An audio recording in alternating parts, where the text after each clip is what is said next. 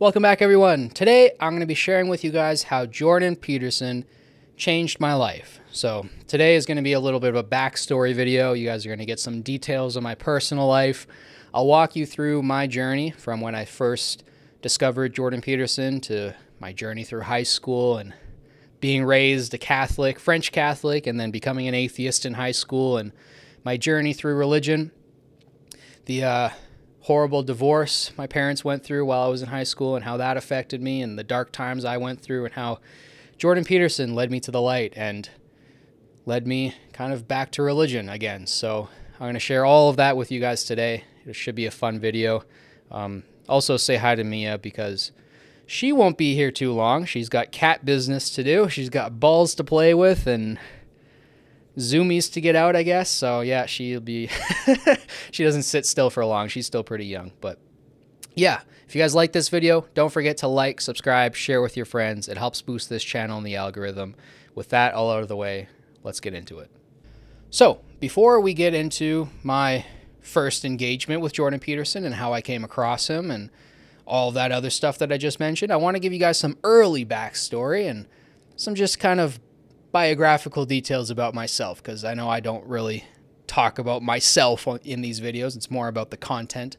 But my name is Braden Berg. Most people call me Berg or Bergie growing up, B-E-R-G. That's my last name.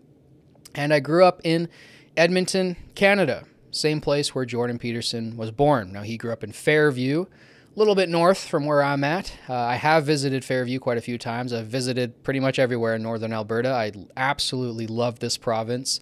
I believe Western Canada is probably the most beautiful place on the planet, you know, geographically wise. So I've always loved growing up here. I grew up camping all the time. Many camping trips, you know, 4 or 5 weeks every single year spent in the mountains.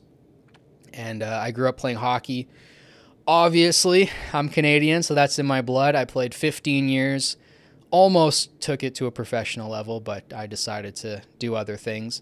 I grew up doing martial arts as well. I've competed in many different disciplines of martial arts. It's a huge passion of mine. That's why I have an MMA channel. It's called MMA Mystic, if you guys want to go search that up. That's how I started this channel, actually. It started as an MMA channel, but eventually it kind of evolved into a deep thought, deep thinking philosophy channel. At least that's what I hope it is. And yeah, that's kind of how I grew up. I grew up playing a lot of sports. I played soccer, lacrosse, every sport I could get my hands on. I tried it at some point. I was a very active kid growing up. I was always in summer camps and stuff like that. And I grew up Roman Catholic. That's how my parents brought me up. I didn't go to church every weekend, but we went for every holiday. And I also went to a French Catholic school for K to 9, although it got switched to K to 8, and then 9 to 12 was at a Catholic high school, which I went to. So my whole schooling was Catholic. The first 9 or 8 years was in French immersion, so every single class that I took was in French. I'm fully fluent in French, but it's a little bit rusty. I haven't used it that much. And I also learned Spanish at that school for, I believe, 3 to 5 years. I can't remember the exact length, but we had Spanish classes there as well. So fantastic school. I loved that school growing up, and I think that that school was a key piece to my childhood and my upbringing. It was a very key piece. The kids from that school did fantastic at the high school that I went to, and that high school was one of the best high schools in the country, performance-wise. So I went to one of the best elementary schools and one of the best high schools, and I'm so grateful that my parents put me in that, especially the French.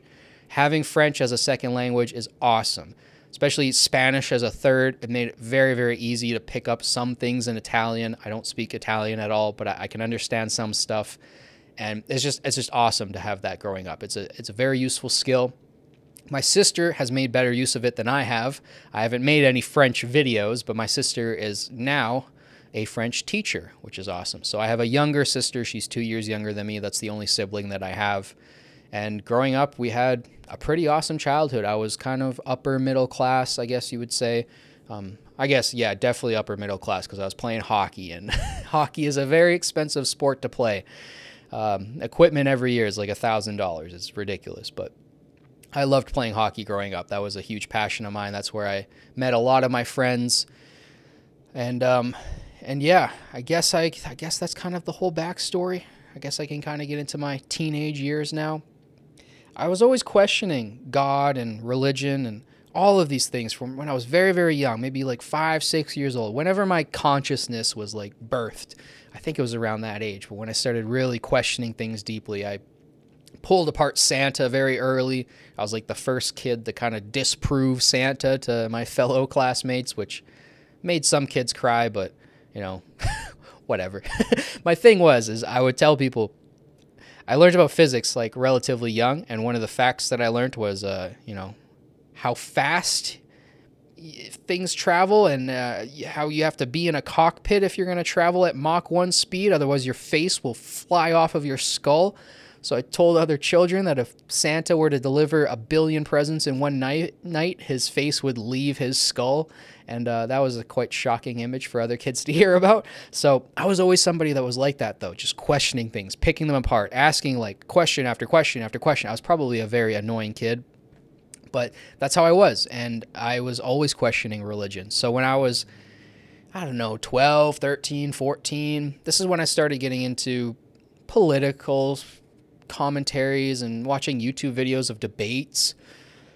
And it's when I started to become an atheist. I started watching a lot of Richard Dawkins and Christopher Hitchens videos. I love watching Hitch Slaps and Christopher Hitchens Destroys Religious Believer, all of that stuff. That's what I was obsessed with watching. And I became very obsessed with physics. So as a kid, I was always obsessed with 2 realms of study, because I was hearing, when you're like 9, 10 years old, you start to hear other kids go like, well, I want to be a lawyer, I want to be a doctor, I want to be an astronaut. And they start saying these job titles that are usually, pretty elusive, pretty high-end job titles that they think would impress their parents or the peers around them or their teachers or whatever. And I started thinking like, well, what do I want to do? What do I want to become? And that was a difficult question for me to answer. There were so many interesting fields. They were all interesting to me. And this is kind of the plague of my existence, I guess, is that I am so high in openness that every single thing to its deepest level interests me, and it makes it very difficult to move anywhere. There's too many possibilities. So I was always stunted in that way. I was always just, there's too many things to calculate, there's too many options. And I would think, and I would think, and I would think, and I came to this conclusion that there's 2 areas of study that I think I would choose between. It's physics and psychology, because to me, those 2 reflected the study of the cosmos and the brain. And to me, the universe and the brain were the 2 things that were the most infinite to study, because I wanted something that was exhaustible. I found that some things I would pick up, whether it be a board game or some minute field of study, I'd pick it up and I'd get good at it pretty quickly, and then it would become boring. And the more things were repetitive and mundane, I would become very disinterested in it. And I need something that is constantly changing, something that's in, a dynamic state or fluid. I need something that's always different. So I decided to stick with physics first. So from about 13, 14 years old up until I was about like 19, 20 years old, my obsession was physics. That's what I wanted to do. Now I switched around, like I was pretty good at hockey, so I thought, well, maybe I'll become a professional hockey player. I don't know if I would have made the NHL, but I probably could have played professional hockey and made a decent living. It's the same thing with martial arts. I was like, well, MMA is not the most popular thing right now, and I'm pretty damn good at it, so I might be able to become a professional MMA fighter. Again, I don't know if I'd be in the UFC, but I probably could have done professional MMA. Those were like the 2 sports that I could see myself doing professionally because I was talented enough to be like top of my team. But I was always trying to figure out like intellectually, like what did I want to do? I know that I have to go to university. My parents are pressuring me to do that. What do I want to take? And for years I was obsessing with physics. I was doing quantum mechanics problems in my physics class, and my physics teacher was like, you're not even top of this class. Like, focus on the physics that I'm teaching you. Like, stop doing stuff that they would teach you in university. You're not ready for that. I doubt you even understand this stuff, which I probably didn't. But I was like studying Dirac equations and string theory, and I was really trying to understand it because I was obsessed with it. And I was, listening to Star Talk with Neil deGrasse Tyson. I read all of his books when I was like 13, 14. I was obsessed with the conscious, with physics, with facts, with science, with reality. And I kind of let that obsession with the brain kind of go to the side. That obsession with the unconscious as well kind of go to the side, and the unknown. I didn't really want to engage with it. I was more obsessed with what was real and tangible, if that makes any sense. So I think that kind of plays into why I was so atheistic. That, and my parents announced to us, I believe when I was 13, I believe it was 2013, that they were going to get divorced. And that was a huge shock. I know that my parents were, going through some struggles, and, my dad's not a perfect father. Nobody has a perfect dad, though. And, my mom has some issues too, but, I love my mom. I see her in a higher light, obviously. But I knew they always had problems, but it was a shock to me and my sister that they were getting divorced. We were now the kids of a divorce, and we knew other kids in our school, obviously, that their parents got divorced earlier. But now we were those kids, and it was a shock. It's like you never expected to be your family. But our family was being torn up, and it was, I'm not going to get into all the details because I want to respect my family members here, but it was not the cleanest divorce. There was cops being involved quite often, and I remember the move out. My dad was moving out of our home, and that was quite rough, especially being there, and moving your dad out of your home was just very weird.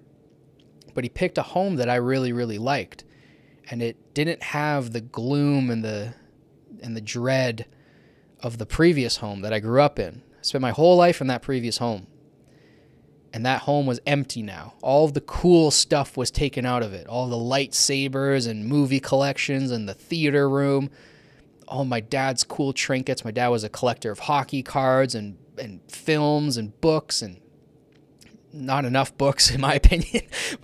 I got way more books than him now. He had small comic books and stuff. But anyways, he's a cool collector, and he had a lot of cool stuff, and that was all gone now, and the house felt empty. And my mom kind of sunk into a bit of a depression, as you would expect, somebody who just got divorced. And my dad also similar, but more of an active depression. He's still working, and my mom kind of spent a lot of time on the couch. She kind of went inwards, where my dad was just trying to, he bought a hot tub right away, bought a Corvette right away. He started, buying, he had midlife crisis for a man, the typical impulse buys. And that place was really cool. And I hated going back and forth. So for 14, 15, I was a very bitter kid. I was switching schools now. I was going from that school that I grew up in. I knew all the hallways, knew all the teachers, loved that school, very tight group of kids. All the kids that went to my elementary school, they all stuck together in high school as well. So, switching schools, I think 14, 15 is when I switched schools. This new dynamic of going back and forth from parents' houses, packing up bags every week. It was horrible. I hated it. And every time I went to my mom's house, and this was not my mom's fault. She was in her state, obviously, which sucked. Not many home meals cooked, a lot of ordering in, not a great state. And every time I went there, I'd put my bags down at the door. Another week here. It just felt like my energy was drained every time I went over there. But when I went to my dad's, it was a little bit invigorating. Even though my dad was a more negative parent, I guess, overall than my mom. Has more negative qualities, which I might detail out some of them here, but I also want to be respectful to him. And yeah, when I went to my dad's, I had all my toys there, had all the fun stuff there. My friends liked that house. We had a hot tub, cool deck, right? Nice patio. He bought all this new furniture that was really nice, and I got to set up my room how I liked it with new furniture, not my childhood furniture from when I was 7.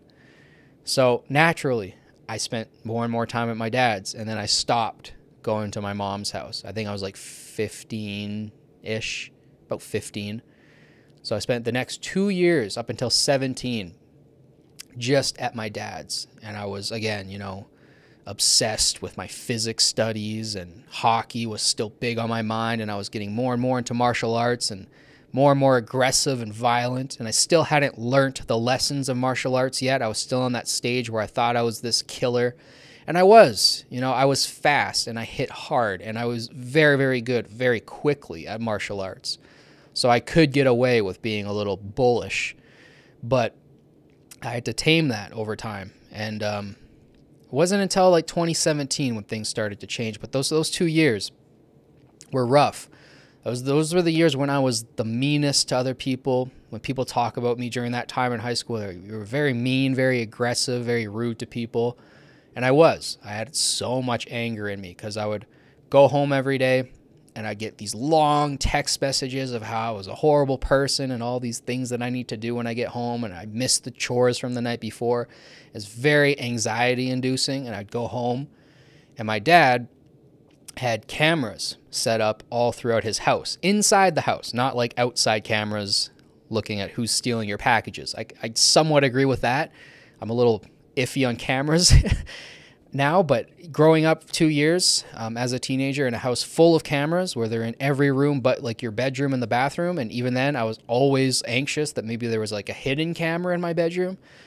I was just always on edge. And I couldn't leave my bedroom without setting off the camera, and then like who knows what my dad's gonna say. And it was just this totalitarian state of anxiety. Too much order is what I was realizing what was happening. I started to think back.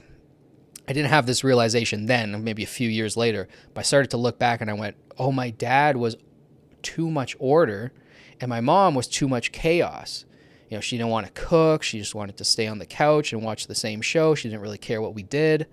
It was too much chaos. And I was starting to see what Jordan Peterson was talking about with order and chaos in the world around me. Because I always thought, when I first got into Jordan Peterson, again, around 2014, 15, 16, I'd always hear him talking about order and chaos. And I'm like, well, what does that mean? What does it mean? Like, why isn't he saying black and white? Why isn't he saying another, like, opposing dynamic? Why is he using order and chaos? What does that mean? And I started seeing it in my life. My dad was overbearing, constantly pushing me on the hockey front. I was starting to lose love in that because he was pushing me so hard. He was my coach.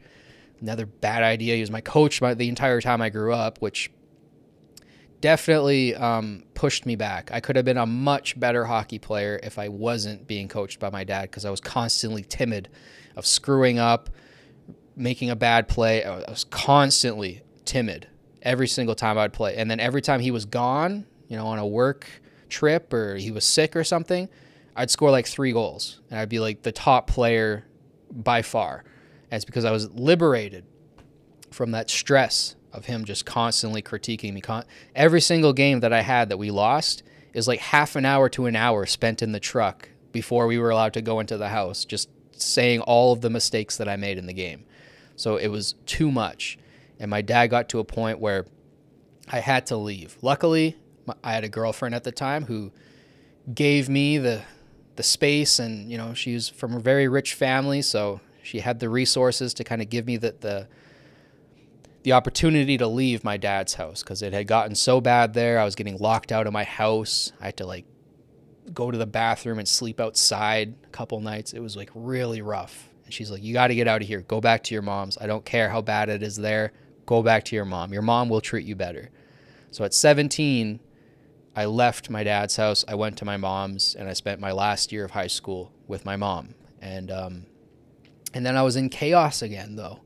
I was liberated from the tyranny of the Egyptians, as Jordan would say, you know, in the desert, or in Egypt. And then I went into the desert, which was my mom's house, which was chaos. And I need to rebuild myself there. And this is when I started getting more into Jordan Peterson. In 2017, a family friend of ours passed away in the boxing ring. He was a ex-UFC fighter named Tim Hague. My dad knew him quite well. I only met him a few times, but I looked up to him because he was an Edmonton MMA fighter who was in the UFC, and I looked up to him as somebody who I might be able to be someday. But he passed away in the boxing ring. He got killed boxing, just fighting too long. And in 2017, I had a conversation with my English teacher, Mr. Jolly, who also knew Tim Hague. And he just told me what I needed to hear, that like I have a talent at writing. I have a special mind. I can communicate thoughts and I can think deeply. And I don't need to be putting my brain on the line, getting it bashed in. Like if I don't need to fight, I shouldn't fight. And it was what I needed to hear. So I stopped MMA. I gave up on my dream of becoming a UFC fighter. I put hockey aside, and I focused more on the inner world, on me. I was at my mom's now. I remember the first night I was there, she was like, you can just veg out on the couch, like watch whatever you want, mix yourself some popcorn. It's like, I was never able to do that before. Laying on the couch and just watching a show, not allowed at my dad's house. I had to be doing something. Eating whatever I want out of the pantry wasn't a thing. There was labels on everything at my dad's house, and if I ate anything that was his, I would get in trouble. So I'm in this place where I actually have freedom, and I became lazy and competent and, or not competent, I guess, incompetent. I sunk to a low place, and from 17 to 19, was losing friends, lost my relationship with my girlfriend. We broke up after a 2.5-year relationship, almost 3 years.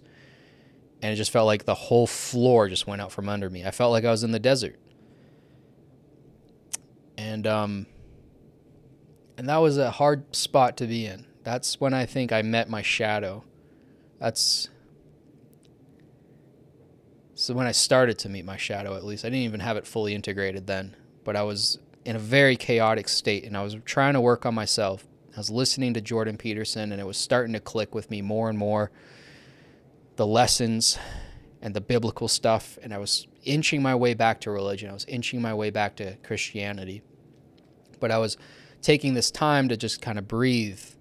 I went to university right out of high school for psychology at McEwen.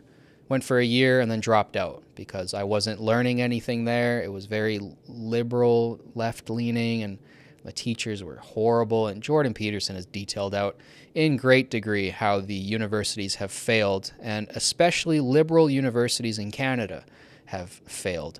And that was the state of my university. I just walked through the hallways and everybody had their head down. They looked gloomy. Nobody was there because they wanted to be there, because they wanted to learn. It felt like everybody was there for somebody else, for a friend or a girlfriend, or because their parents wanted them there. There's very few people there that felt inspired and wanted to learn.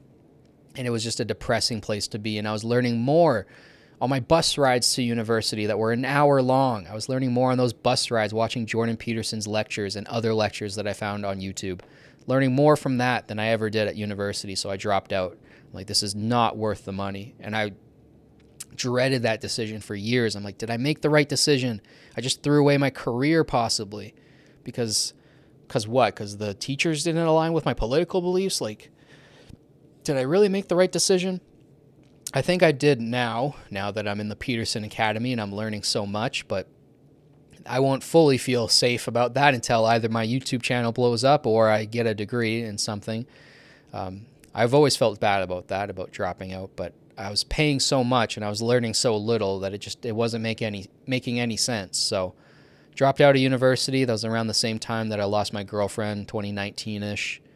And then 2020, my mom's kind of looking at me and she's like, well, you spent the last 2 years kind of just vegging out. Like, I know that you're watching movies and reading books and listening to music, and like, that's all good. That's what you're supposed to be doing at this age, but like, it's too much, and you need a job, you need a career, you got to think about that stuff. And I'm like, I understand that, but the reason why I'm doing all this stuff is because I couldn't the last few years, because that was taken away from me. My freedom was taken away at my dad's house, so I was trying to catch up on the things that I actually wanted to be looking at and the things that I was interested in. I don't even know if I was fully interested in hockey. I don't really watch any hockey anymore.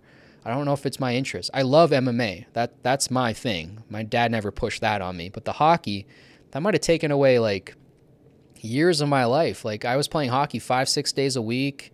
That's multiple hours each day. And like, I was more interested in film and reading and, that kind of more intellectual stuff, whereas my dad's more of a sporty kind of guy. And I feel like that was kind of forced onto me. So I felt like I was catching up for a while there at my mom's. And she would make me feel bad for it. Like, you're always in your room. And I'm like, I know, but like, I'm an introvert and I want to watch movies. But I understand that she needed to push me out of the nest so that I would fly. And she did at 20 years old. So at 20 years old, I was kind of forced out. I got a couple roommates, found a duplex, lived there for about 3 years, and then this past year I've been living on my own in a single apartment, which I love. I absolutely love being on my own. I know that sounds sad to some people, but as somebody who's heavily introverted, I know it may not seem like it with some of these videos. I'm decent at talking on camera, I think, but for the most part, I like being left alone. I like being by myself. I like engaging with the content that I like. I like reading my books. And yeah, but those 3 years where I was living with my roommates, that's when I was in the real desert. So I thought I was in the desert before with my mom, and I definitely was, but that was the real desert. Now I had nobody holding my hand. I had to work. I had to pay the bills. I worked a bunch of different jobs. Like I said, I worked at the movie theater. I worked as a security guard in hospitals for a couple years. I worked in dispensaries when cannabis became legal in Canada. I worked delivery driver. That's what I currently do. I currently deliver food. So I've worked a bunch of different jobs. And before that, I worked at a golf course. I worked at Dairy Queen. I've had a bunch of I started working at like 13, 14, like really, really young. Soon as I was able to get a job, my dad made sure that I had a job. So I thank him for that, but I was definitely the first kid out of all of my peers to have a job by like a couple years. And but I made good money. I made lots of good tips, and I learned how to work, which is a great life lesson. So I thank my dad for that, even though I still haven't spoken to him since I left in 2017. I've texted him a little bit, but I have not spoken a word to him since I left his place in 2017. So that's a wound that's still open for me. But Jordan Peterson has taught me a lot. You know, he's taught me that maybe it's like a Pinocchio story. Maybe it's a Jonah story. Maybe I need to save my father from the belly of the whale, the belly of the beast. You know, because he's trapped. He's in a horrible spot. I mean, he's got his Corvette and his hot tub, but he's got no family. He hasn't talked to any of his kids in years. So part of me feels like I have to do that still. That's still on my plate one day. I'm still trying to get to a spot where I'm financially safe, and I want this thing to blow up maybe first. But once I get to a spot, you know, where I'm feeling comfortable and I'm not, you know, I'm not iffy on making bills right now. It's expensive to live in Canada right now. It's ridiculous. It's like $1,700 for my 1-bedroom apartment.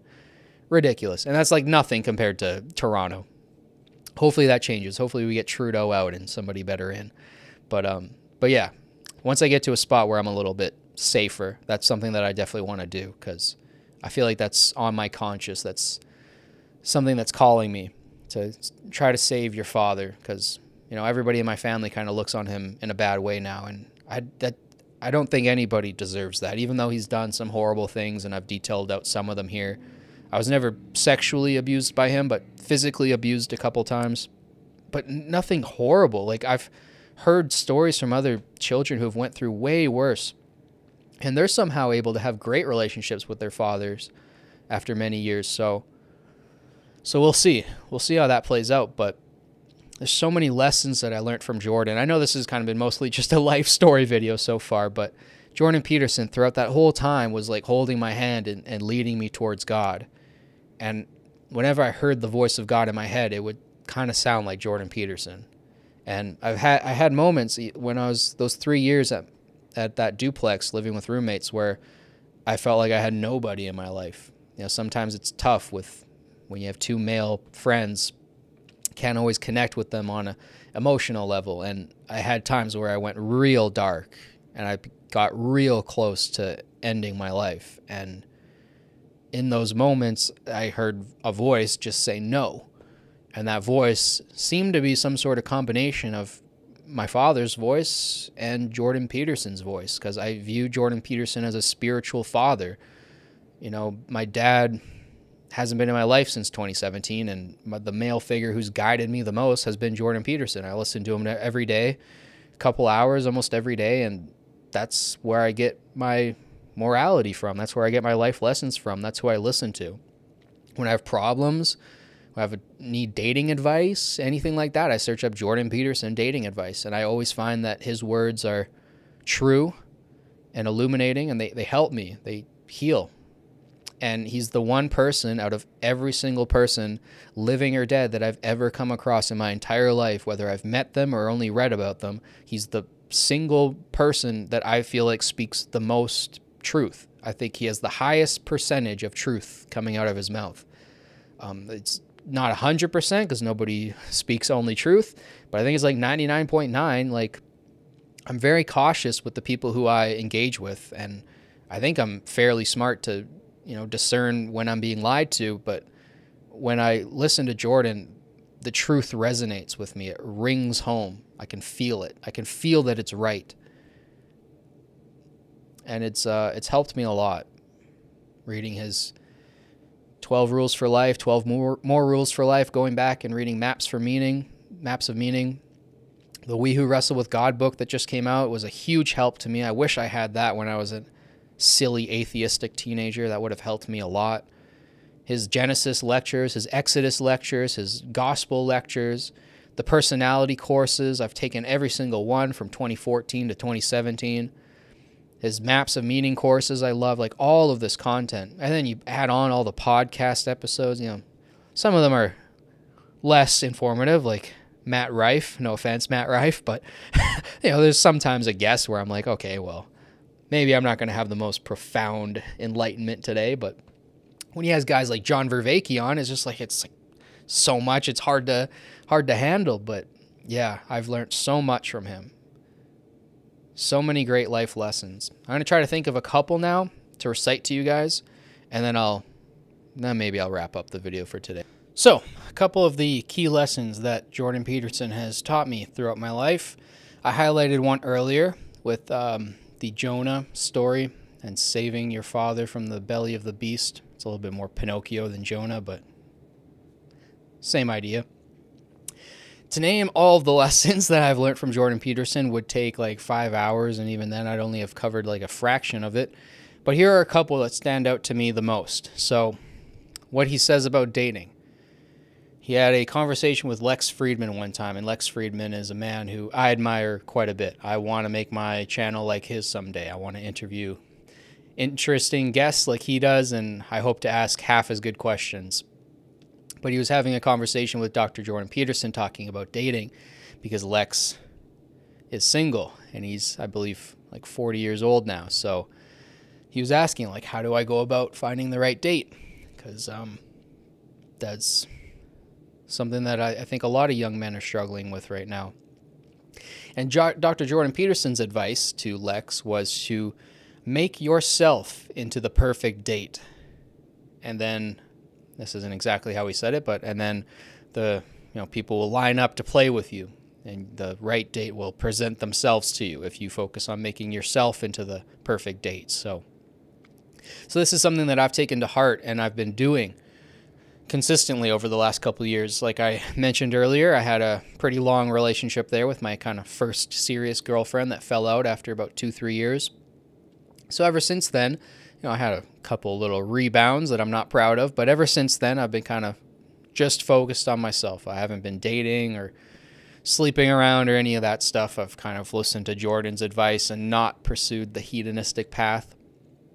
And I've just been solely working on making myself into the perfect date. So I've been reading lots, I've been working out more, and focusing on, crafting myself into a likable person, just somebody who people would want to play with. So, and that's helped me out quite a bit. Obviously, it's translated a little bit into this YouTube channel. I don't think I would have a successful YouTube channel if I wasn't at least somewhat likable, and I can attribute a lot of that to Jordan Peterson, all the self-work that I've done on myself, and the writing as well, the self-authoring program, which I paid for and was well worth the money.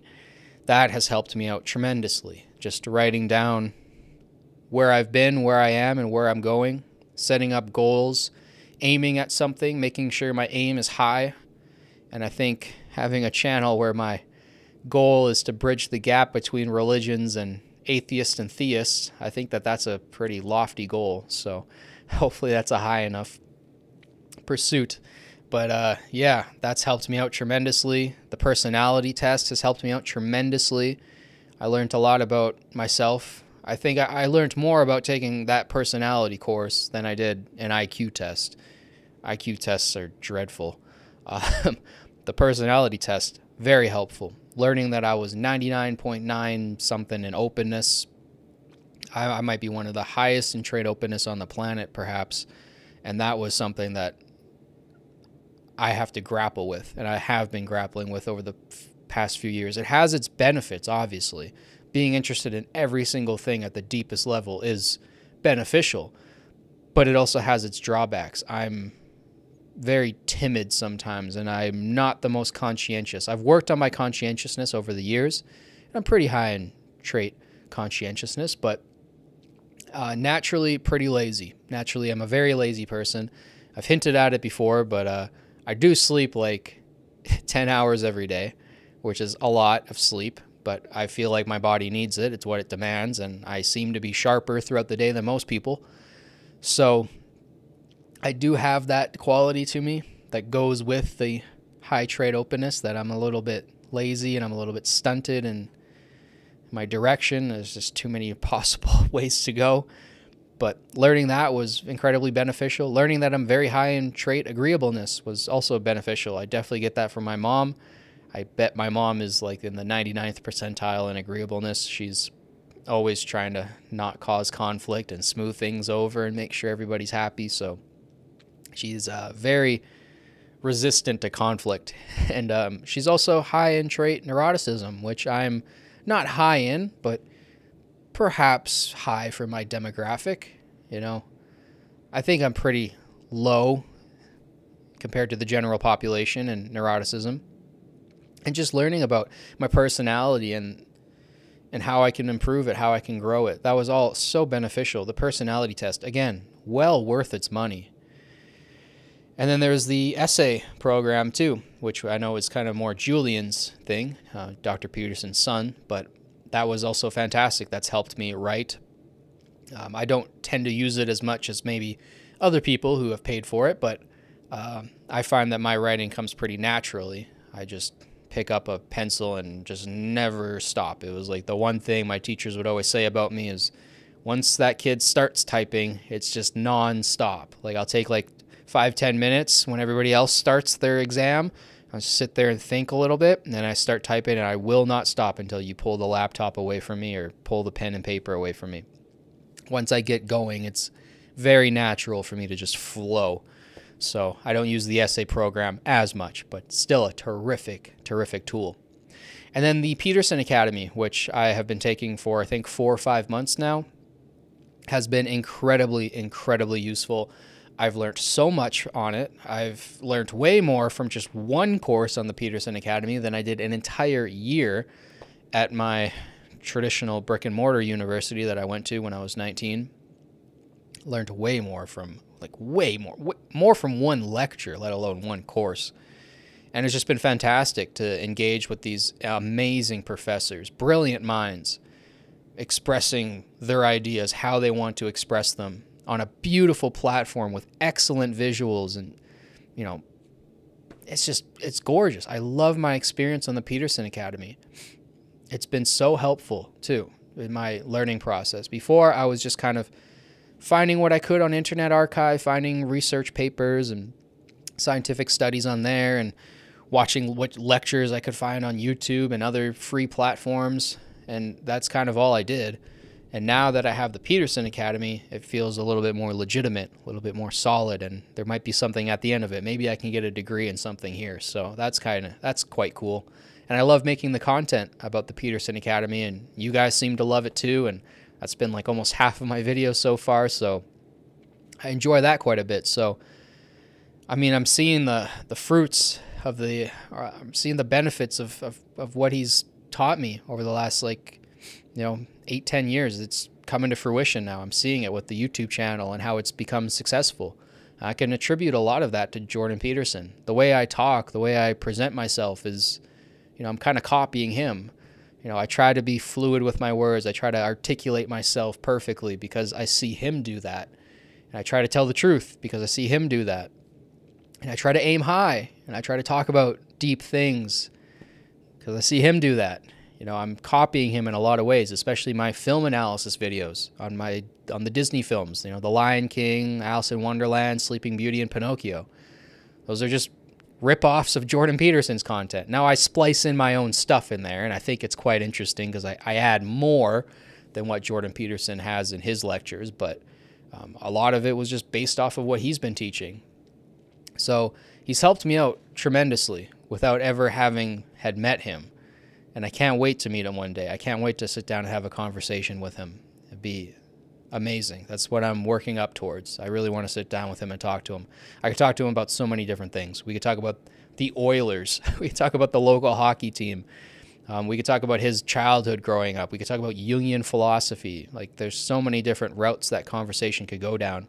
Or I can press him on some of the things that I don't fully agree with him on. You know, one of the big things that I actually don't see eye to eye with Jordan Peterson on is some of the, well, maybe I'll save it for another video. Maybe I won't spoil this. Maybe I'll make a video of like 3 problems with Jordan Peterson, or that sounds a little clickbaity, but what I disagree on Jordan Peterson on, maybe I'll make a video on that, because there's a couple things. I've actually been able to pull out a few things and I'm like, slightly disagree, or maybe you're not seeing the full picture, but I think I can help you here. I think we can have an interesting conversation. So I'll save that for a separate video, but what else do I want to talk about? I could talk about this man all day. I mean, I've consumed almost every stitch of content that he has on the internet. Some of my favorite interviews with him, maybe that'll be interesting. I love his Lex Friedman interviews. Lex Friedman is just the best question asker.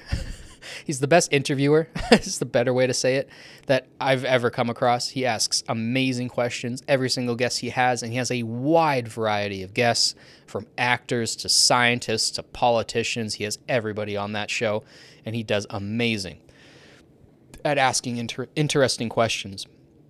I'd love to have a conversation with him too someday. Maybe in Russian, if my Russian ever gets any better.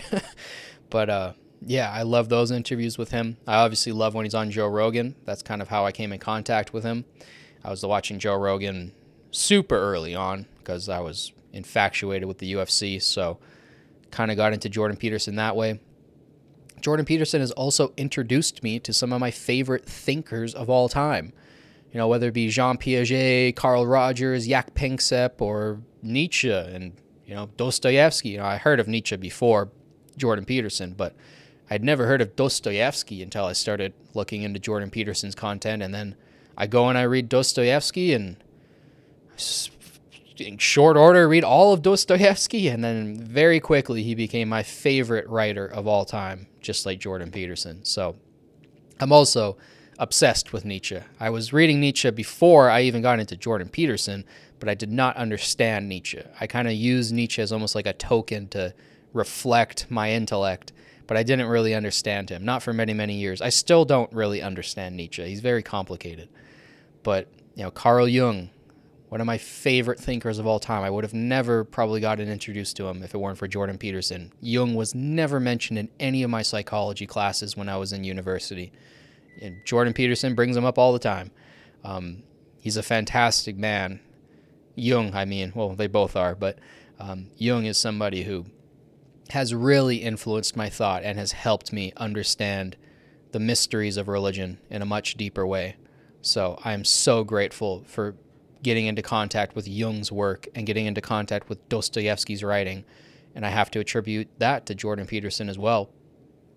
You know, I love his debates with Sam Harris and how intellectually stimulating they are, and how they give me motivation to one day have debates like that, maybe with somebody like Alex O'Connor, you know, to have debates like that with peers of mine, and to hopefully carry myself as eloquently as Jordan Peterson does in those debates, because I think he, well, this is probably biased, but I think he mops the floor with Sam Harris in some of those debates. I think it's pretty one-sided, but they're fantastic debates. Or his less debates, more argumentative conversations with Kathy Newman and the other girl who was the GQ girl. I can never remember her name, but I've rewatched both of those interviews over 10 times. Yes, 10 times I've watched those interviews, because I think they are master classes in dealing with confrontational people, and in dealing with people who are not even so much against your ideas, but are against you and attacking you personally. How do you deal with that? And how can you deconstruct somebody else's point of view? How can you pull them apart in a nice way? I don't mean, rip them apart. But I've watched those interviews so many times. There's so many lessons to learn from how Jordan Peterson handled that. And there's another moment in his career, very, very early on, when he was on campus. And this moment sticks with me. And I want to bring it up if ever I meet him, because it sticks in my mind. I can never forget this moment. He's on campus and he's yelling. Or he's not even yelling. He's kind of talking with a microphone. And he's trying to be nice. He's trying to be cordial to these students, trying to explain to them what these bills mean, what Bill C-16 actually means if it goes into effect. And he's trying to explain with the microphone, and the kids are screwing with his microphone, and they're calling him names.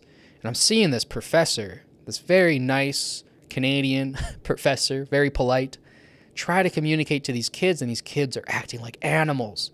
They're totally unhinged. Absolutely. It looked like an outdoor insane asylum. Going crazy, unplugging his mic, throwing stuff, just acting like lunatics.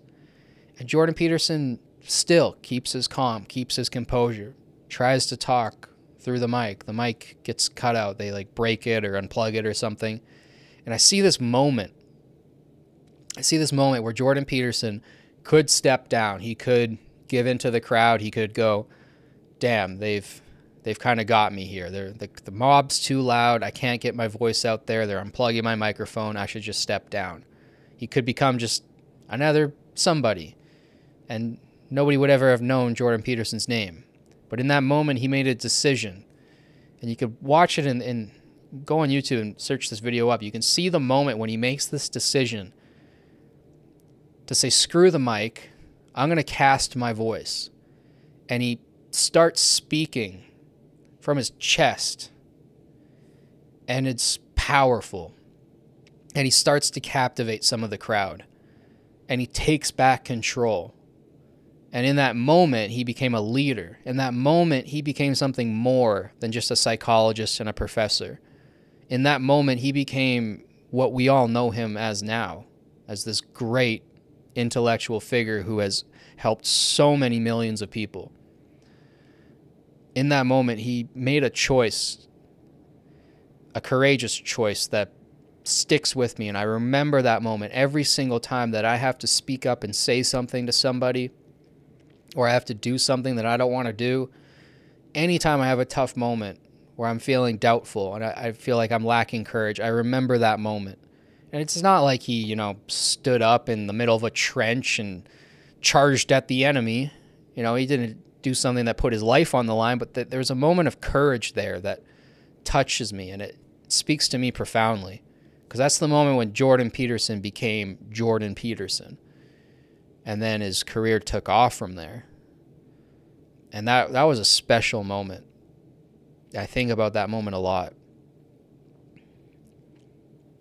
And he's such a special man to me. Like, I know that there are realms which he, especially political realms, which he pushes people's buttons, and there's people who absolutely hate him and despise him, and they want nothing to do with Jordan Peterson.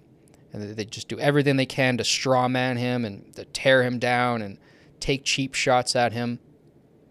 I understand that those people are out there, and I don't think I'm speaking to those people right now. I don't think they'd still be watching this video. But if you disagree with Jordan Peterson on his views on, trans issues or whatever it might be, I understand. I am 40 years younger than Jordan Peterson, so I'm actually of this generation, and I can understand it a little bit better. I'm kind of hinting at my problem with Jordan Peterson there and where we don't see eye to eye, but I think I could help him understand why this cultural shift has happened and why this explosion has happened in the last few years that he's obviously been combating and quite aggressively. And I don't think it's quite the right approach, because it's a very complicated issue. I don't want to get into it today, but I understand that people don't agree with him politically, and I could put that aside. Like I just said, like there's spots where I don't see eye to eye with him either, but put all of his political discussion aside. What he's done in the realms of psychology and theology, I think, and philosophy, I mean, most people I don't think would call Jordan Peterson a philosopher, but in 100, 150 years, he might be the greatest philosopher of our generation. We don't know. It's hard to say. You can't really call somebody a philosopher while they're alive. It's kind of a postpartum term you put on them. But yeah, Jordan has he's helped a lot of people. And I know he's helped a lot of people in the same way that I'm telling you guys he's helped me today. I was in a dark place. You know, maybe other people were at different spots in their life. Maybe you were going through a divorce. You know, I was a child of divorce, and that's kind of where I was at my lowest point, where Jordan helped me. But maybe you were going through a divorce. Maybe you were going through a death of a loved one. Maybe you lost your job or broke up with your girlfriend. Maybe you had a moment like mine, like my parents' divorce, where, you know, you were in that lowly place, that dark place.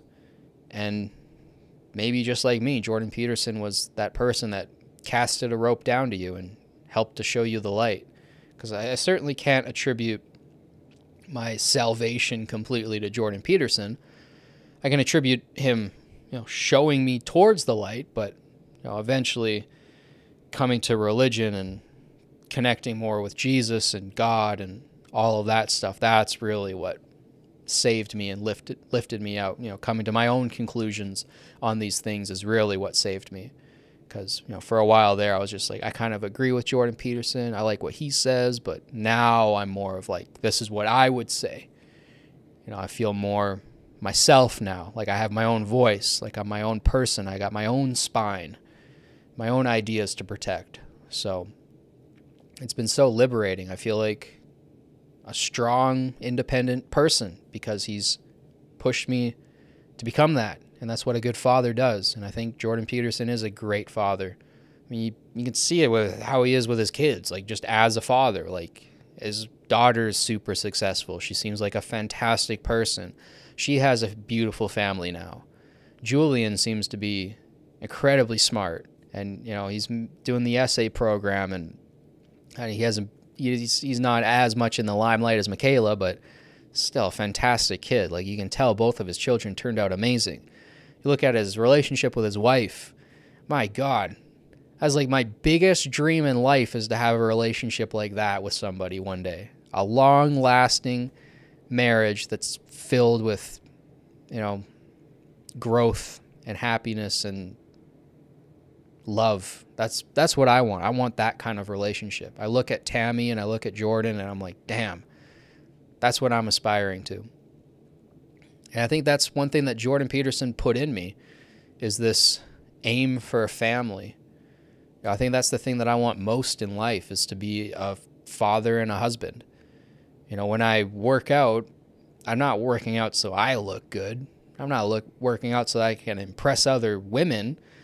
I'm literally working out because I want to be able to save my wife or save my children if there's a fire. Like, that's why I'm working out. I want to be strong for my future children. And it's a hell of a motivation. It motivates me to work out way more than if I was just doing it for myself. It's the same thing with reading. It's the same thing with writing. It's the same thing that everything that I do to improve myself, I'm now doing it with a sense of, I'm doing this for my future family. I'm doing this for my future community. Maybe one day I'll be a leader in a community. Maybe I'm a leader in a community right now, and I'm helping you guys. If I'm helping you guys at all, it's because Jordan Peterson helped me to realize that I need to aim high. I need to make my aim as high as I possibly can. And I think once you start thinking like that, you start thinking outside of yourself, not just what you could be, but what could you be for the people around you, right? It's almost like that JFK saying, don't ask what your country can do for you, but ask what you can do for your country. You know, that goes to every level of society. Don't ask what your family can do for you. Ask what you can do for your family.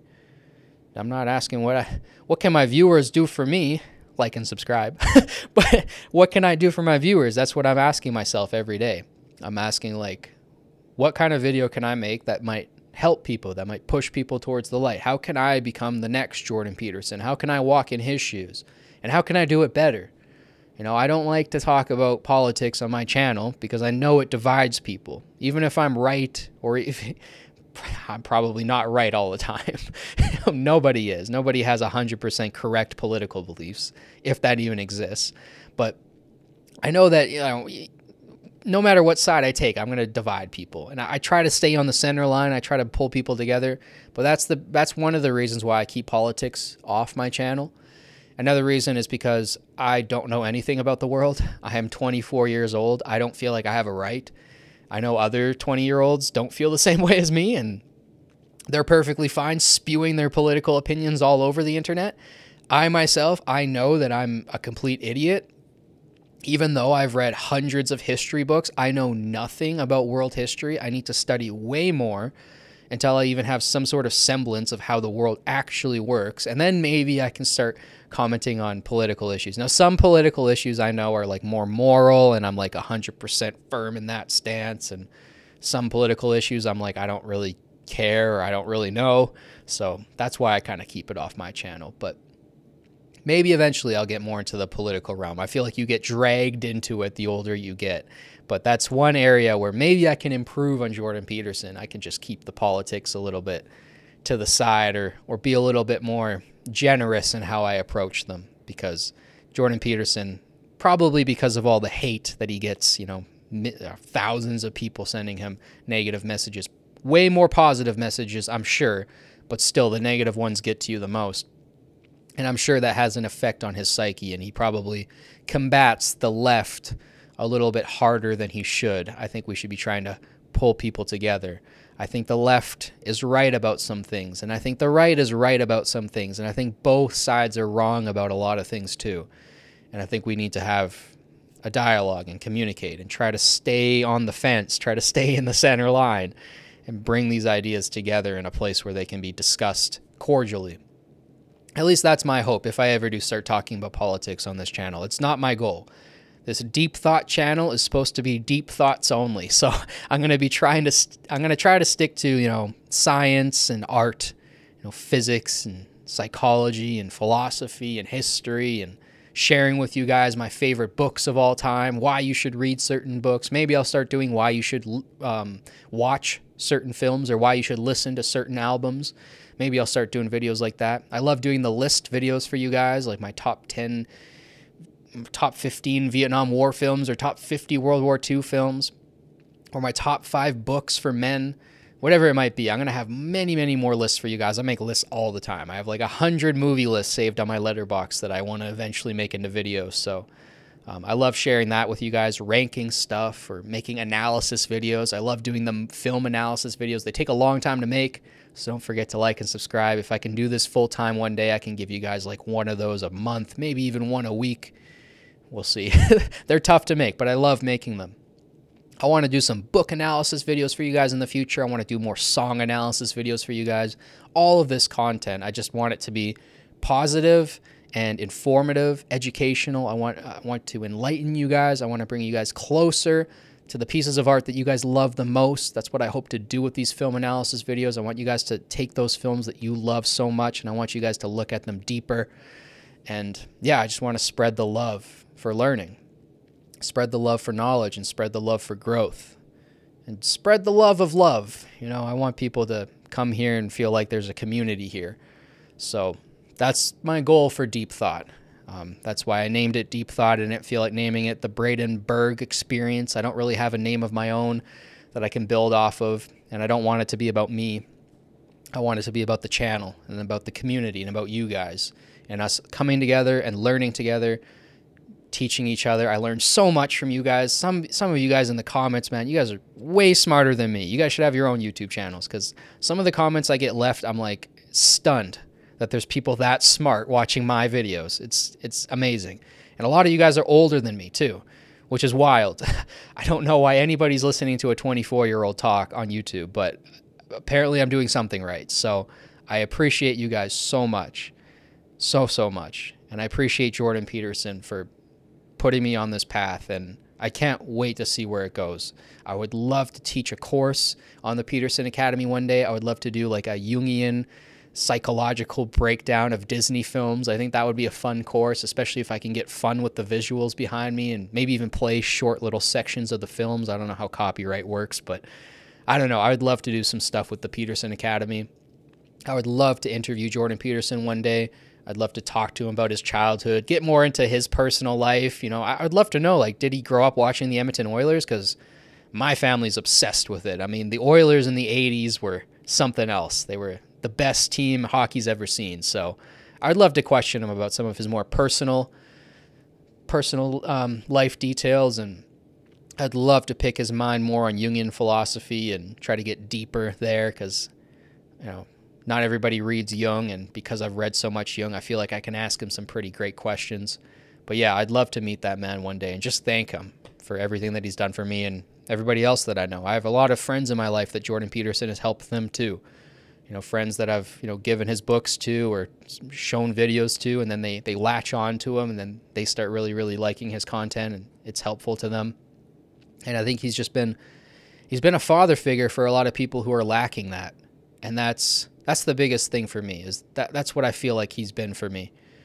Like I said, I could make this video like 6 hours long and just keep telling you guys how little bits of information that he puts out there has changed my life, and life lessons that he puts out there.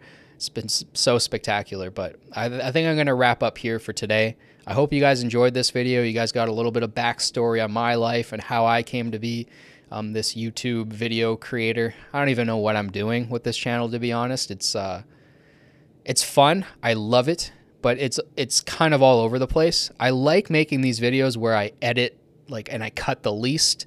I made a couple cuts in this video, but that's only because I had to like wipe my nose or grab some water or something. But I like this kind of like podcasty format where I just kind of get on here. I don't have anything prepared. I'm not reading notes or anything. I'm just talking to you guys, and I'm clipping a little coffee and, you know, a little drink here, and some stuff's getting cut out, but most of it is just like straight form content. If I had a producer, I would just let it go. I would just be like, yeah, just put me on the mic and we'll just make the whole thing uncut. But I also like making the videos where I splice in images and I splice in text walls and stuff. So I feel like I have a little bit of a unique form of content here, but we'll see how it grows. Maybe I'll work with an editor one day. Maybe I'll just get better at editing over time. I feel like I'm slowly getting better at it, but I have no idea what I'm doing with this thing. Like, to be completely honest with you guys, I'll kind of wrap up with this for today, a little bit of a inspiration for you guys out there. I started this channel 2 years ago. The content on here only goes back about a year because the first year of content was super, super rough. And I basically just took it all down because it was very rough. The first year I started making this channel, I didn't know what I was doing. I just kind of wanted to make a YouTube channel, and somebody told me like, hey, you should do it. And that one friend just kind of gave me the push to be like, you know what, maybe I can do it. So what did I do? Well, I put myself in $8,000 worth of debt, which I do not recommend any of you guys doing. However, if you're going to make it in life, you have to push all the chips on you. You got to bet on yourself. So I bet on myself. I put myself $8,000 in debt. I bought these 2 lights, this beautiful $4,000 camera, the tripod, these mics, the cords, all of this stuff. It set me back quite a bit, and I had no idea how to use anything. I use Canva, which is a free platform to make my thumbnails. I use DaVinci Resolve, which is a free platform to edit my videos. I had no idea how to edit videos. The first year I had a buddy helping me. He kind of showed me how to do it, and that's all I do now. I literally like put my files in there, cut them apart, link up the audio, put like fade in and fade out, and then some text walls and images, and that's all I know how to do. I don't even know how to put B-roll into my videos yet. I'm still working on that, but I know nothing. Like, I'm dead serious. I watched a couple videos on YouTube, and I had a friend who showed me like a couple small little things, which you could probably find on YouTube. I knew nothing starting this channel. Nothing at all. I didn't even know what I wanted to talk about. So you can do what I'm doing. Trust me, you can. You might think that I have some sort of special talent, or I went to school for this, or I have some sort of knowledge that you don't. I don't. I dropped out of university. All of my education has been done online. I'm an autodidact. I just teach myself mainly all that I learn, and I just do this. Like, I just get up and I do it. And the only reason why I'm here right now, the only reason why I'm closing in on 2,000 subscribers and starting to make money, my channel got monetized a couple months ago. The only reason why that happened is because I stayed consistent, and I just did it every week. And I just slowly got a little bit better, a little bit better, a little bit better. And you can do that too. I'm not saying that everybody watching this video, your dream is to be a YouTube creator, but there's a lot of different ways you can do this thing. And if you want to do it, you can do it. And if you want help, I will help you. You can reach out to me. I'll send you all the information I know. I'll help you get your YouTube channel started. I won't give you any money because I'm broke myself, but I'll give you any wisdom that I have on doing this, because this has been 2.5 years now of me making videos on YouTube, and it's going pretty well. And I can't wait to do it full time. When I can do it full time, I can bring you guys much better videos, better editing, more consistent uploads. It's just tough when you have to work 2 jobs to afford a 1-bedroom apartment in Trudeau's Canada. Gotta love it, but hopefully he's out soon, and hopefully rent prices start to drop a bit, because I hate it. I hate the state that Canada's in, but I love my country. I absolutely do. It's a gorgeous country. If you've never visited Canada, politics aside, you'll love the people and you'll absolutely love the scenery. I honestly think that this is the most beautiful country on earth. And I do love Russia too, but I think we have better scenery. We got better mountain ranges and stuff. But yeah, I love this country. I love my channel. I love you guys. I love Jordan Peterson. That's all I have for today, guys. Thank you guys so much for watching. As always, don't forget to like, subscribe, share with your friends. It helps boost this channel in the algorithm. I'll catch you guys in the next one. Peace.